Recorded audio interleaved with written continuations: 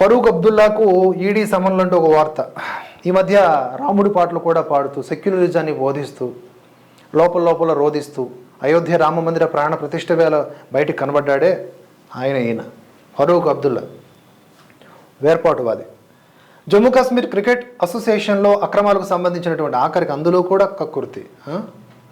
ఈ వేర్పాటువాదులకు సంబంధించి ఒక లైన్ చెప్పాలి. వీళ్ళ పిల్లలందరూ కూడా విదేశాల్లో చక్కగా సౌకర్యవంతమైనటువంటి చదువులు, ఉద్యోగాలు చేస్తూ ఉంటారు, వ్యవహారాలు నడుపుతూ ఉంటారు, బిజినెస్లు.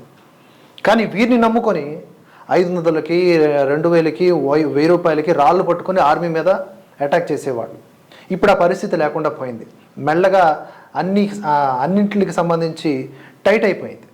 అప్పటి నుంచి రోధించడం మొదలుపెట్టి ఇప్పుడు బయటికి సెక్యులర్ కూతులు కూడా కూస్తూ ఉన్నారు. అయినా కూడా కేంద్ర ప్రభుత్వం తీసుకోవాల్సిన చర్యలు తీసుకుంటూ ఉంది. ఎక్కడెక్కడ తప్పులు చేశారో టెక్నికల్గా, అండ్ వాళ్ళు మోరల్ గ్రౌండ్స్లో ఎలాగో తప్పులు చేశారు టెక్నికల్గా పట్టుకోవాలి. కాబట్టి అందులో భాగంగా జమ్మూ కాశ్మీర్ క్రికెట్ అసోసియేషన్లో అక్రమాలకు సంబంధించినటువంటి కేసులో మంగళవారం తమ ముందు విచారణకు హాజరు కావాలంటూ నేషనల్ కాన్ఫరెన్స్ అధ్యక్షుడైనటువంటి ఫరూక్ అబ్దుల్లాకు ఎన్ఫోర్స్మెంట్ డైరెక్టరేట్ సోమవారం మరోమారు సమన్లు జారీ చేసింది. జనవరి 11వ తేదీన ఆయన విచారణకు హాజరు కాకపోవడంతో ఇప్పుడు మళ్ళీ సమన్లు ఇచ్చారు. అయితే ఆయన ఇవాళ కూడా హాజరు కాడు అని చెప్పేసి ఆయన సన్నిహితులు చెప్తూ ఉన్నారు. రారు, వాళ్ళు ఎందుకు వస్తారు? వచ్చారంటే లాక్ అయిపోతారు.